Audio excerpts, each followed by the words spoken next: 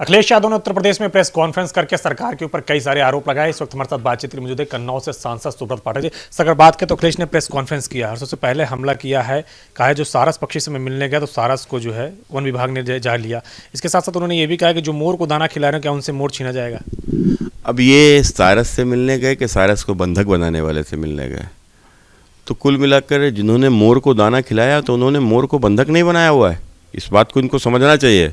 और दूसरी बात रही अखिलेश जी, जो जिस प्रकार की बात कर रहे हैं, आप जेल में मिलने जाओगे अपराधियों से तो अपराधियों का हौसला बढ़ाओगे आप।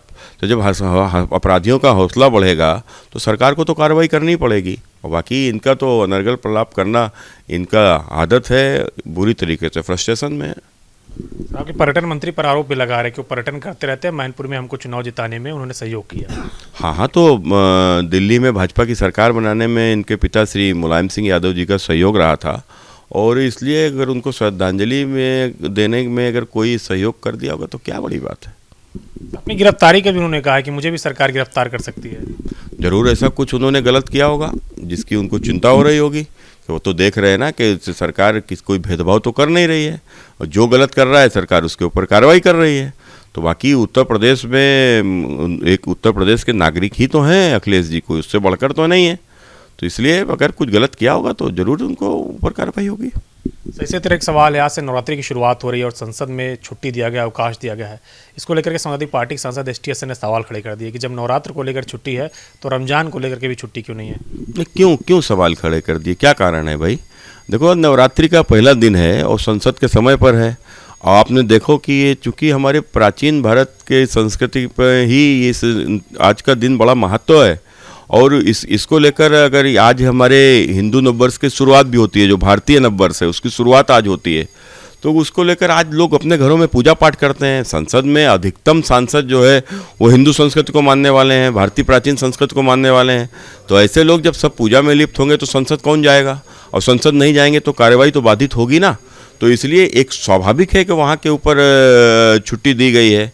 अब रही बात इनकी इस प्रकार का प्रलाप करना, तो इनको समझना चाहिए कि भारत में जितने भी धर्म हैं तो उनमें चाहे जैन हो, सिख हो, बौद्ध हो, ये सब भारत की ज़मीन पर जन्मे हुए हैं, भारत की संस्कृति में पले बड़े हैं। लेकिन ये जो इस्लाम है ये भारत के बाहर का धर्म है, और ये तलवार की नोक पे भारत में आया। और उसके बाद में जब भारत में आया भी तो उसके बाद सन 47 में धर्म के नाम पर भारत का विभाजन भी करा लिया।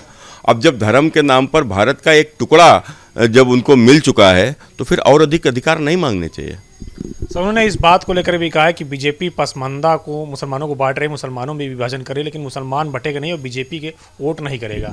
देखो, पासमानदा कहीं ना कहीं आपने अगर देखा होगा तो इनके पूर्वज हिंदू ही हैं, और इन लोगों के ऊपर इन्होंने पहले उनको बलात या जिस प्रकार से उनका धर्म परिवर्तन करा लिया, फिर उनका उत्पीड़न लगातार किया। तो वहाँ के ऊपर जो मुस्लिम जो समृद्ध जो पठान हैं, शेख हैं, आप इन्हीं लोगों के हाथ में सत्ता रही, इन्हीं के पास में व्यापार है, इन्हीं के पास में सारी ताकत है, पैसा है, और बेचारे पासमानदा जो है गरीब, इनको ये लोग यूज़ करते रहे हैं। तो मुझे लगता है कि उनको आप शिक्षा देने की आवश्यकता है, उनको समाज में जोड़ने की आवश्यकता है, और जो हमारे बिछड़े हुए लोग हैं तो उनको हम अपनाएंगे। सर, एक आखिरी सवाल, उत्तर प्रदेश सरकार ने आदेश दिया है कि नवरात्रि में दुर्गा पाठ होगा, रामचरितमानस का पाठ होगा। अखिलेश यादव ने कहा कि पाठ कहाँ हो रहे हैं कहीं पता ही नहीं है मुझे, लखनऊ में जहाँ हो रहे हैं मुझे बताया जाए, मैं भी जाऊँगा।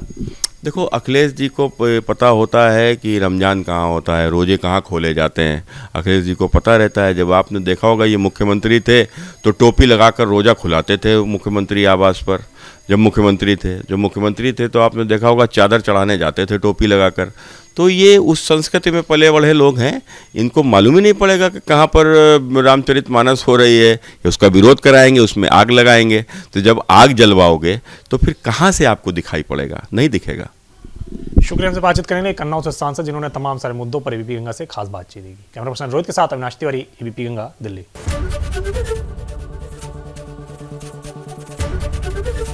ABP गंगा, खबर आपकी, जुबान आपकी।